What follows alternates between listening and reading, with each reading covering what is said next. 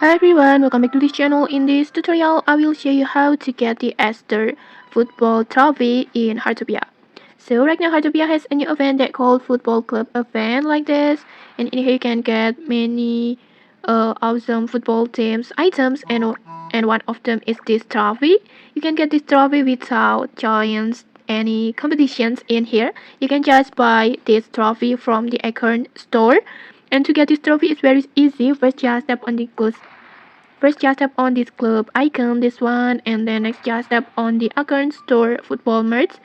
Like that, tap on go purchase, and then just tap on this trophy icon, and then next just tap again to open these pop-ups, and then in here just adjust the amount of the trophy that you want to buy, and in here you need 70 Moonlight crystal, so make sure you have enough Moonlight crystal, and then after that just simply tap on purchase just like that, and the trophy will be added to your backpack like this,